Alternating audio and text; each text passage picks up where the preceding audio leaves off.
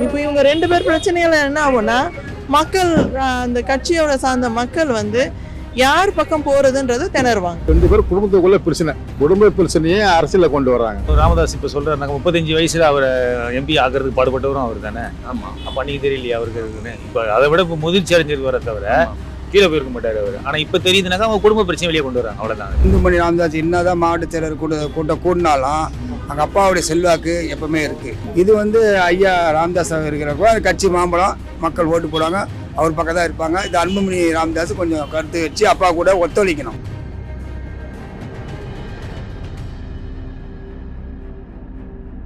பாட்டாளி மக்கள் கட்சியில் வந்து இப்போ ஒரு மாதமாகவே மிகப்பெரிய பிரச்சனைகள் ஓடிட்டு இருக்கு.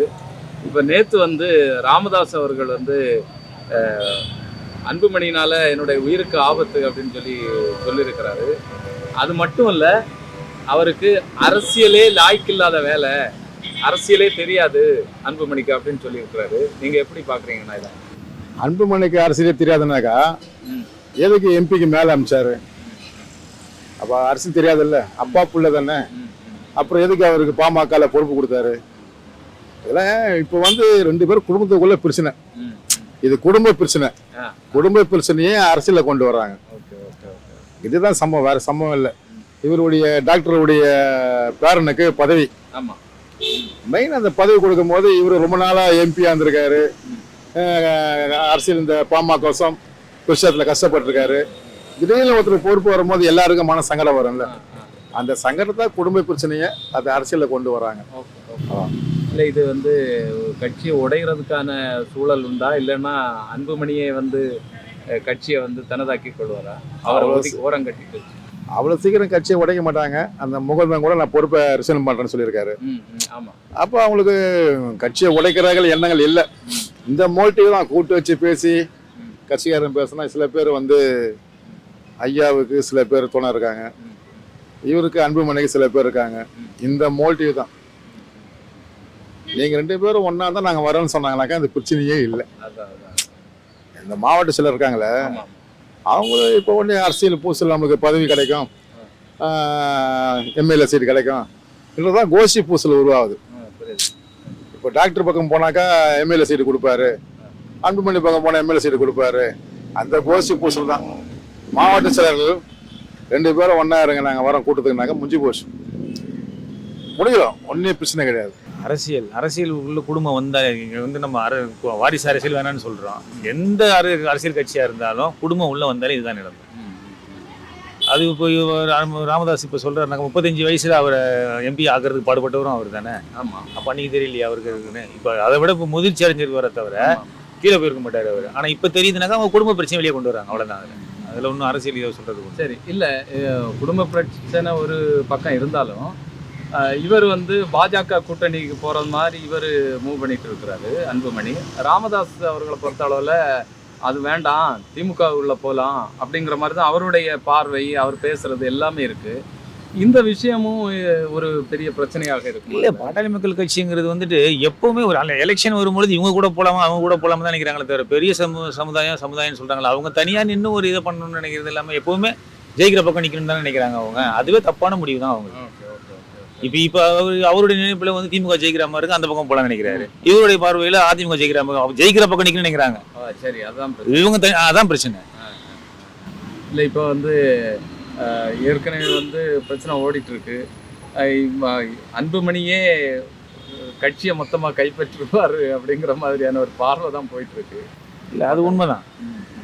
அவர் பக்கம் தான் இன்னைக்கு மாவட்ட செயலாளர் நிறைய பேர் இருக்காங்க, நடக்கலாம். அது அவங்களுடைய கருத்து வேறுபாடுனால வர காழ்ப்புணர்ச்சினால வர பிரச்சனை. அப்பா புள்ள பிரச்சனை, அது காழ்ப்புணர்ச்சி. இன்னைக்கு வந்து விரோதமாக பேசுவாங்க, நாளைக்கு நட்புற முறையை பேசுவாங்க. காரணம் என்னன்னா, அவர் வந்து கட்சியில் ஆரம்ப காலத்துலேருந்து இருக்கிறாரு. ராமதாஸ் அவர்கள் வந்து தன்னோட மகனை அன்புமணியை இளைஞர் அணி பொறுப்பாளராக போடும்போது வந்து அவர் இருக்கார். ஒருத்தர் பொறுப்பில் போடும் போதே அவர்களுக்கு நெளிவு சுழிவு எல்லாமே கற்றுப்பாங்க. சாதாரண 1 வருஷம் 2 வருஷம் ஆனால் அனுபவ அறிவு இருக்காது தவிர வருஷங்கள் கிடக்க அவருக்கு எல்லா அனுபவங்களும். அவரும் டாக்டராக இருந்திருக்காரு, இவரும் டாக்டர் அவரும் டாக்டர். அப்போனா அவருக்கு அந்த அளவுக்கு நாலேஜ் இல்லாமல் இருக்குமா? அவர் வந்து அவரோட காழ்ப்புணர்ச்சியில் அவர் கோபத்தை வெளிப்படுத்துகிற தன்மையாக அவர் பேசுகிறார். ஆனால் அவர் பொறுப்பு அன்புமணி அண்ணனுக்கு நல்ல தகுதியானவர் தான். என்னை பொறுத்த மட்டும் நான் சொல்கிறேன். ஏன்னா ஒரு கட்சியில் இருந்து செயல் வடிவம் எல்லாம் பண்ணி இவ்வளோ தூரம் கொண்டு வந்திருக்காங்கன்னா அதுவே பெரிய விஷயம். அப்படி இருக்க சமயத்தில் அவரை பற்றி இவர் சொல்கிறது வந்து எனக்கு உகந்ததா தெரியல. இது குடும்பத்தில் உள்ள தகராறு, குடும்ப தகராறு தான். குடும்ப தகராறுல ஒருத்தர் மேலே ஒருத்தர் வந்து ஒரு காழ்ப்புணர்ச்சியில் பேசிக்கிறாங்க.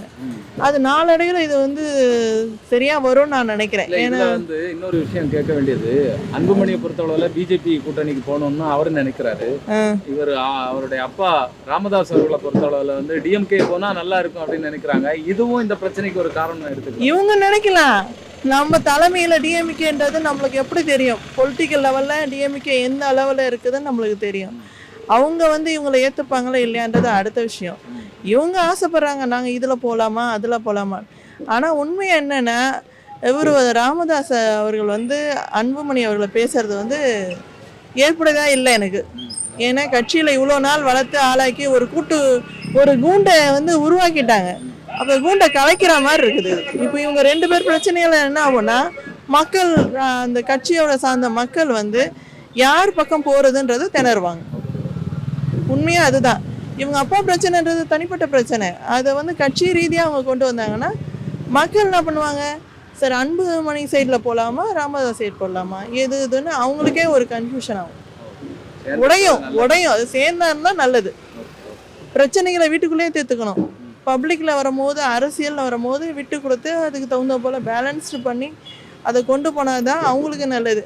அது பப்ளிக்கு கொண்டு வந்தாங்கன்னா ஒவ்வொருத்தரோட கருத்து ஒவ்வொரு மாதிரியாக சொல்லுவாங்க. அது வந்து அவங்க பிரச்சனையை தான் அதிகமாக்குமே தவிர பிரச்சனைக்கு ஒரு இதுவாக இருக்காது. ஒரு கூண்டுக்குள்ளே இருக்க ஒரு குருவியை எடுத்து தனியாக விரித்து விட்டுட்டாங்கன்னா அப்புறம் கூண்டு சேர்றது கஷ்டம். இப்போ ஐயா ராமதாஸ் அவர்கள் சொன்னது கருத்து என்பதுனா, ஒரு அரசியல் இருக்கிறப்ப அப்பனும் புள்ளிக்கும் சண்டை நடக்குது, எல்லாத்தையும் சகஜம்தான் அது. அப்படி இருந்தாலும் ராமதாஸ் ஐயா வந்து அன்புமணி அப்படி சொல்லக்கூடாது, தவறான செயல் தான் அது. ஏன்னா நாளைக்கு அவங்க கட்சியில் உள்ளவங்க வந்து அது பகையாகிறாங்க. 2 பாதியாக பிரிஞ்சு போயிடுது. பிரிஞ்சா பாடல் கட்சி 2 அணி ஆகிடும். அதனால வந்து அவங்க அப்பா மகனுக்கு சொல்கிறார், அறிவுரை சொல்கிறாரு, புள்ளை ஏற்றுக்க மாட்டேன்றாரு. என்ன ஏற்றுக்கா? கட்சி என் கண்ட்ரோல் தான் இருக்குது, அன்புமணி ராமதாஸ் கண்ட்ரோல் தான் இருக்குதுன்னு அவர் சொல்கிறாரு. அவங்க அப்பா என்ன சொல்கிறாருன்னா, என் கண்ட்ரோல் கட்சி நான் தான் வளர்ப்பேன், கட்சி எனக்கு கட்சி வளர்க்க தெரியும், நீ ராஜினாமா பண்ணிட்டு போ அப்படின்னு இப்போ பிள்ளைக்கு மேட்டல் பண்ணுறாரு ஐயா ராமதாஸ் ஐயா. இந்த வந்து இப்போ மக்கள்கிட்ட ரீச் ஆகிறப்ப அப்பனும் பிள்ளைங்க சண்டை, வீட்டு சண்டை எதுக்கு கட்சியில் இட்டுன்னு வரீங்க, அரசியல் ஆக்குறீங்க? அது அரசியல் ஆக்காதீங்க, ஒத்துமையாக இருந்து செயல்படுவோம் அப்படி ஜி.கே. மணி ஐயா சொல்கிறாரு. இது அவர் நாங்கள் ஒத்துமை ஆகிடுவோம், இது அப்பனும் பிள்ளை சண்டை, இது வந்து அரசியல் ஆக்க மாட்டோம் சொல்கிறாரு. இந்த கருத்து வந்து நியாயமான கருத்து, எதுவும் குறை சொல்லுவாங்க. அடுத்து என்னன்னு சொல்லுங்கள்.